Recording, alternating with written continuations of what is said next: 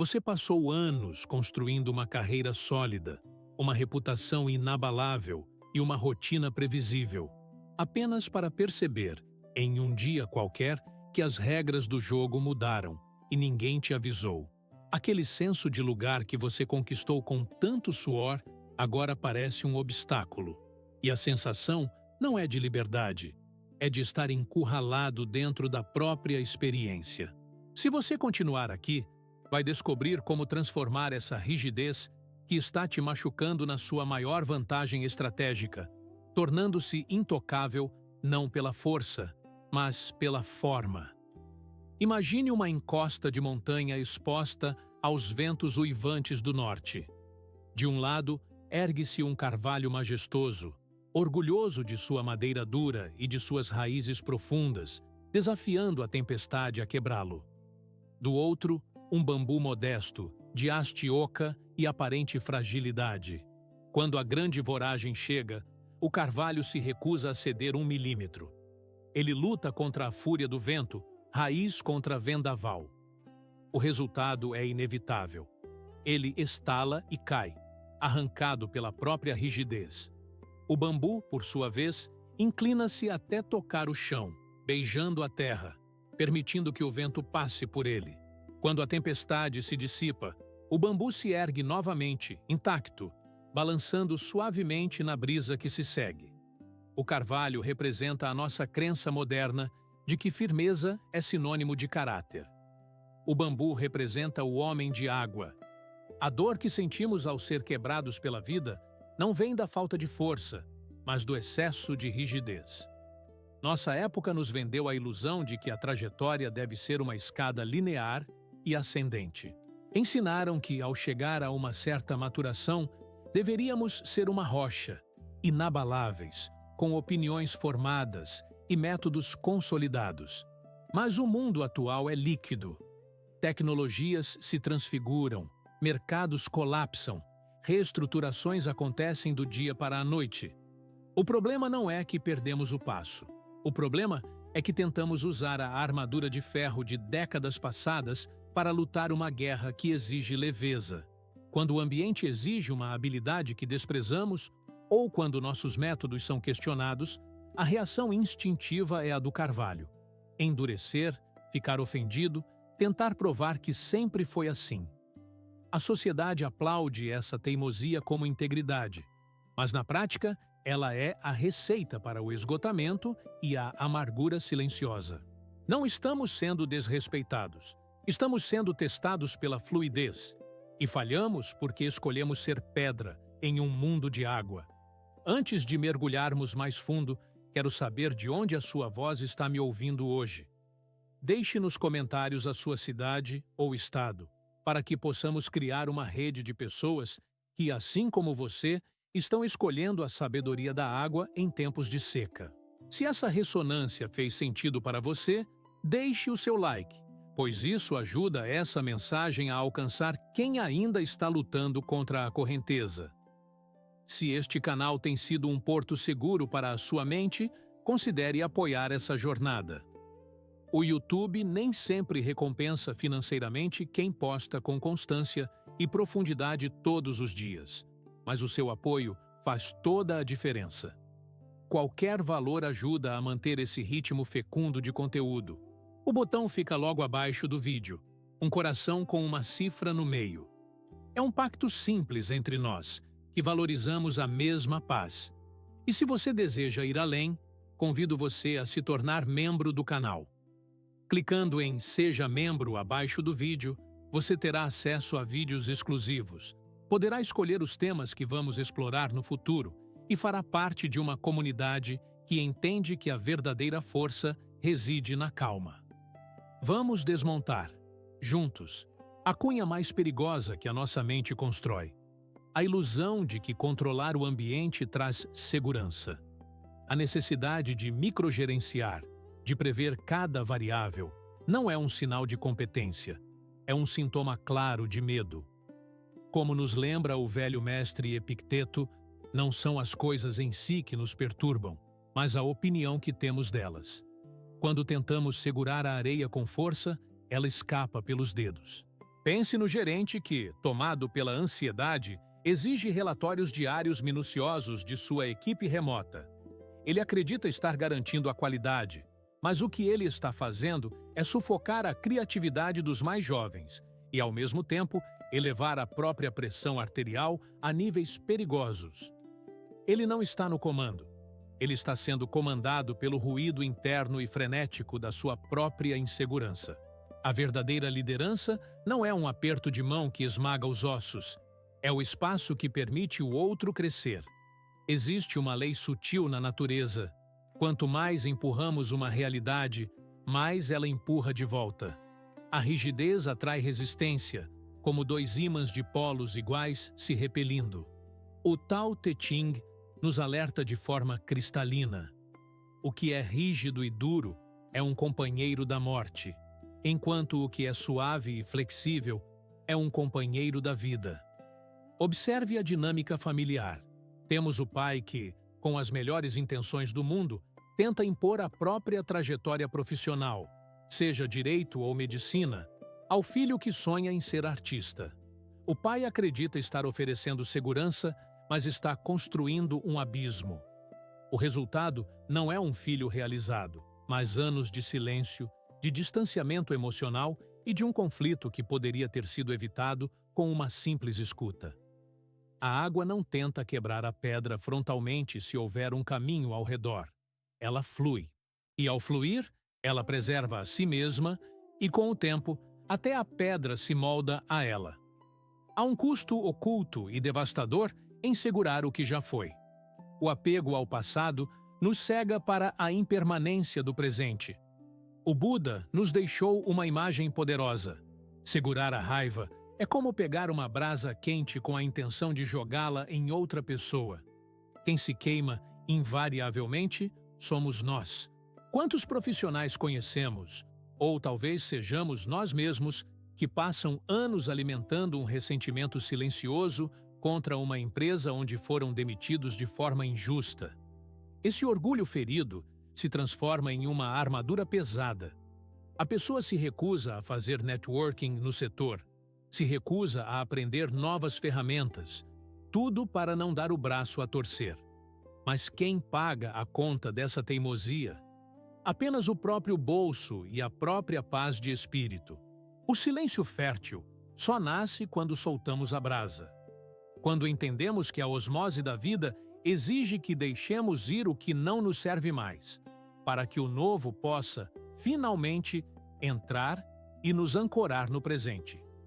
Precisamos ressignificar um dos maiores tabus da nossa cultura: a arte de ceder. Ceder não é render-se, não é fraqueza. É uma estratégia sofisticada de reposicionamento. A água, em sua sabedoria ancestral, contorna a pedra. Ela não tenta atravessá-la frontalmente se houver um caminho mais fácil e fecundo. Sun Tzu, em sua arte milenar, nos ensina que a água evita as alturas e corre para as profundezas. Da mesma forma, na guerra, evita-se o que é forte e ataca-se o que é fraco. No mundo profissional, isso se traduz em uma humildade estratégica. Imagine aceitar uma mudança de cargo, ou até uma aparente rebaixada temporária em uma nova empresa, com o único objetivo de aprender uma habilidade digital valiosa que o mercado exige. O orgulho ferido grita para pedir demissão, para bater a porta e proteger o ego. Mas a sabedoria da água sussurra para ficar, aprender, absorver e, quando o momento for certo, fluir para um nível ainda mais alto. Ceder terreno hoje para ganhar a guerra amanhã é a marca dos verdadeiros estrategistas. A eficiência suprema está em usar a energia do oponente ou do próprio problema a nosso favor. É a busca pelo caminho de menor resistência. Morihei Ueshiba, o fundador do Aikido, capturou essa essência ao dizer que não devemos tentar vencer o oponente. Devemos deixá-lo vencer, e assim venceremos a nós mesmos. Traga isso para o calor do lar. Pense em uma discussão acalorada com o cônjuge sobre as finanças da família. A tensão está no ar. A voz começa a subir, e o instinto é contra-atacar com gritos e uma lista de erros do passado. Mas o homem de água faz algo diferente. Ele respira, encontra o ponto válido na crítica do outro e diz, com calma: "Você tem razão, nós gastamos mais do que deveríamos este mês." Esse simples ato de ceder o ponto válido desarma a raiva do outro imediatamente. A energia do ataque não encontra uma parede para bater e ricochetear. Ela encontra um espaço vazio e se dissipa.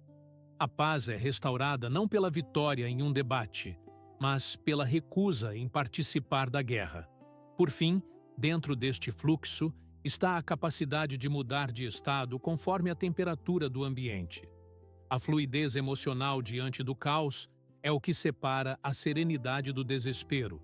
Baruch Spinoza nos lembra que a alegria é a transição do homem de uma perfeição menor para uma maior. Adaptar-se é, em sua essência, um aumento de potência. Vamos aterrar isso no asfalto quente da nossa realidade. Imagine estar preso em um engarrafamento monstruoso na Marginal Tietê, com o calor sufocante e a imobilidade total à sua frente. A reação do Carvalho é buzinar, xingar o trânsito, deixar a pressão arterial subir e chegar em casa exausto e amargo. A reação do homem de água é aceitar a impermanência daquela situação. Ele percebe que não pode mover os carros, mas pode mover a própria mente. Ele usa esse tempo forçado de pausa para ouvir um audiolivro que estava adiando ou para ligar para um amigo querido e colocar a conversa em dia. O obstáculo se transfigura em oportunidade. O que era uma perda de tempo se torna um momento de conexão ou aprendizado. A água não reclama do leito do rio. Ela o preenche e segue seu curso. Se você sentiu que essas palavras tocaram algo profundo em você, eu preparei um caminho mais estruturado para essa jornada. Escrevi o e-book Como Dominar o Momento Certo com o Taoísmo. Ele não é apenas um livro, é uma extensão natural da sabedoria que estamos partilhando aqui. Um guia prático para quem deseja parar de nadar contra a maré e aprender a navegar com ela. Normalmente, essa obra está disponível por R$ 24,99, mas, como um gesto de gratidão a quem chega até este ponto do vídeo, ela está em uma promoção especial por R$ 13,99. O link para adquirir está nos comentários fixados e na descrição. Encare isso não como uma compra, mas como um presente que o mestre entrega a quem está verdadeiramente pronto para a mudança. Vamos descer mais fundo nas águas. Agora que aprendemos a fluir e a contornar as pedras, precisamos enfrentar o maior inimigo da adaptabilidade, a nossa própria certeza. Chegamos a um ponto em que a nossa maior fortaleza se torna a nossa prisão. Falo sobre o poder do vazio, a arte de ser um recipiente que nunca transborda, porque nunca se considera cheio. Há uma história antiga sobre um professor universitário que foi visitar o mestre Zen Nanin para perguntar sobre a natureza da sabedoria. O professor não parava de falar.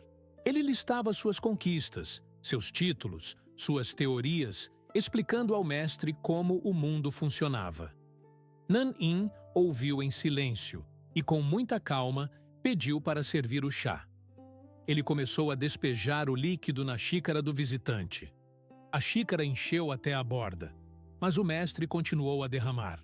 O chá transbordou, escorreu pela mesa, molhou as roupas do professor e pingou no chão de tatame. O professor, indignado, gritou: "Pare!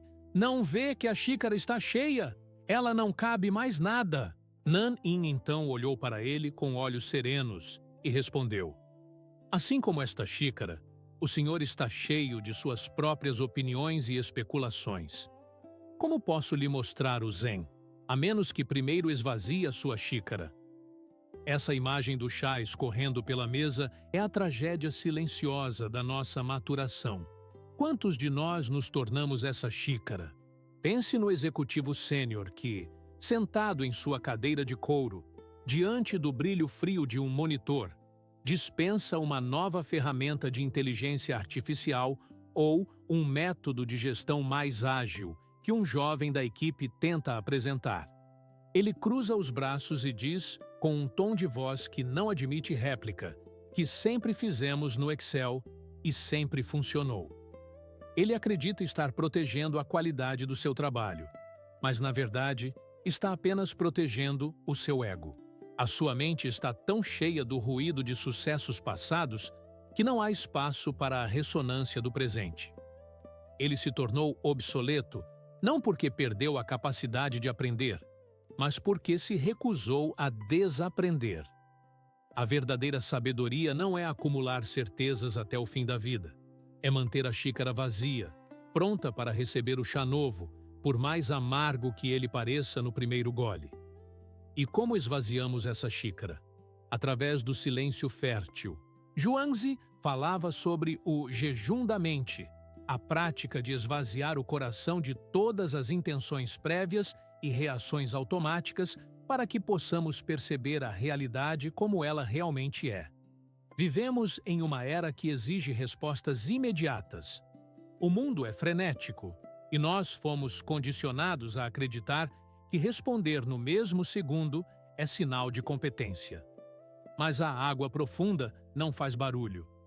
Imagine que você recebe um e-mail provocativo ou uma crítica injusta e pública de um colega de trabalho. O seu coração acelera, o sangue sobe, os dedos tremem sobre o teclado. A voragem da ofensa exige uma defesa imediata. O homem de água, no entanto, faz algo revolucionário. Ele não faz nada. Ele fecha o computador. Ele espera 24 horas. Nesse espaço vazio, a raiva do outro se dissipa no ar e a sua própria tempestade interna se acalma. Quando você finalmente responde, no dia seguinte, a sua palavra não é uma reação emocional. É uma cirurgia precisa. O silêncio inicial confunde o agressor e devolve o controle para as suas próprias mãos. Quem fala menos, enxerga mais. Quem reage por impulso, entrega o leme da própria vida para o vento. Essa capacidade de esvaziar a mente nos leva à mais sutil das artes, o desapego dos frutos. A Bhagavad Gita nos entrega uma das verdades mais libertadoras já escritas. Você tem direito apenas à ação, jamais aos seus frutos. Nós sofremos porque tentamos controlar o incontrolável. Pense no pequeno empreendedor que passa noites em claro desenhando, embalando e lançando um novo produto ou serviço. Ele coloca a alma naquilo. Mas, na semana do lançamento, as vendas não são o que ele imaginava. A ansiedade o consome, ele questiona o seu valor, ele quer desistir de tudo. A transfiguração acontece quando ele entende que o seu único dever era fazer o trabalho com excelência. O mercado, o timing, a economia, a recepção do público, tudo isso pertence ao rio, não a ele. Ao soltar a ansiedade pelo resultado imediato, ele recupera a paz para ajustar a rota, para melhorar o produto, para tentar de novo. A osmose entre o esforço humano e a vontade do universo só acontece quando paramos de tentar forçar a colheita antes da estação. E quando conseguimos esvaziar a xícara, quando dominamos o silêncio e soltamos os frutos, nós nos tornamos incontroláveis. Deixamos de ser um rio caudaloso e nos tornamos o oceano. O oceano é vasto, profundo e impossível de ser agarrado. Você não pode dar um soco na água do mar. Você não pode insultar o oceano e esperar que ele se ofenda. O homem de água alcançou a verdadeira liberdade. A imunidade à manipulação externa. Marco Aurélio, o imperador filósofo, nos lembrava de não desperdiçarmos o resto da nossa vida especulando sobre os outros. Traga isso para a nossa realidade mais íntima. Estamos no churrasco de domingo, o cheiro de carvão no ar, o barulho dos copos e das risadas. De repente, um parente, com aquele tom passivo-agressivo de quem acredita estar sendo sincero, faz um comentário maldoso sobre as suas escolhas de vida, sobre a sua aposentadoria, ou sobre a forma como você está criando seus netos. O ar fica pesado. Todos olham, esperando a sua reação, esperando o conflito ou a justificativa defensiva. Mas o homem de água não morde a isca. Ele não precisa da validação daquele parente para saber quem é. Ele apenas sorri, um sorriso sereno e inabalável. Pega a espátula ou o prato e continua servindo a salada, como se aquelas palavras fossem folhas secas caindo na superfície do mar. Elas afundam e desaparecem no abismo da sua paz interior. A manipulação só funciona quando encontramos um gancho onde pendurar a nossa insegurança. Quando não há ganchos, o manipulador fala sozinho. Essa adaptabilidade cria uma invencibilidade silenciosa. Bruce Lee, com toda a sua filosofia marcial, resumiu a essência da vida ao dizer: "Seja água, meu amigo." A água pode fluir suavemente, mas também pode destruir e moldar a rocha. Pense no pequeno comerciante do bairro, o dono daquele mercado ou padaria que conhece cada cliente pelo nome. Numa sexta-feira à tarde, o seu principal fornecedor liga para avisar que faliu e não vai entregar a mercadoria prometida para o fim de semana. O pânico se instala. O mundo corporativo diria para ele processar o fornecedor, fechar as portas e reclamar da crise. Mas o homem de água olha para as suas prateleiras, para o que ele já tem em mãos. Ele não chora pelo que não chegou. Ele flui com o que está ali. Ele rapidamente adapta o cardápio, cria uma promoção com os ingredientes disponíveis e transforma a escassez em um produto exclusivo do fim de semana. Os clientes adoram a novidade. O que era para ser um desastre se tornou uma demonstração de resiliência. Ele não lutou contra a pedra. Ele a contornou e seguiu o seu curso. E no fim de tudo, quando o sol se põe e o barulho do mundo se cala, resta a paz do homem de água. Sêneca nos ensinou que o sábio é autossuficiente. Ele pode perder o filho, a pátria, a riqueza, mas não a si mesmo. Imagine a véspera de uma grande mudança. Pode ser o dia da sua aposentadoria oficial, ou o dia em que você vai se mudar para uma cidade menor, deixando para trás décadas de rotina. As caixas estão empilhadas, a casa está vazia. A mente, em sua tentativa de proteger, começa a desenhar cenários de catástrofe. E se eu não me adaptar? E se o dinheiro não der? E se eu ficar doente? O ruído tenta invadir o quarto, mas o homem de água respira fundo. Ele ancora a sua consciência não nas coisas externas que estão mudando, mas na estrutura interna que ele construiu ao longo de uma vida. Ele sabe que pode perder a casa, o cargo, o status, mas não pode perder a sua essência. Ele apaga a luz e dorme tranquilamente. Ele não sabe o que o amanhã trará, mas sabe que terá a forma necessária para lidar com isso. Não saia deste encontro pensando que deve ser passivo, ou que a vida não exige mais a sua força. Ser como a água não é ser lama. A lama é estagnada, a água é viva. Ser como a água é ter a clareza cristalina para refletir o céu em dias de sol e ter a força implacável para desgastar a montanha mais dura, gota após gota, até abrir um caminho onde só havia pedra.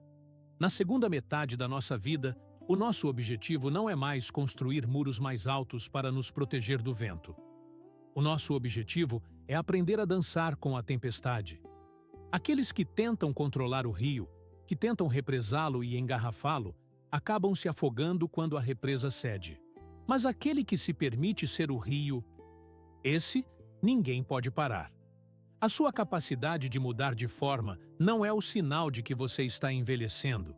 É a prova definitiva de que você está vivo. E enquanto houver movimento, enquanto houver fluxo, sempre haverá um caminho para o mar.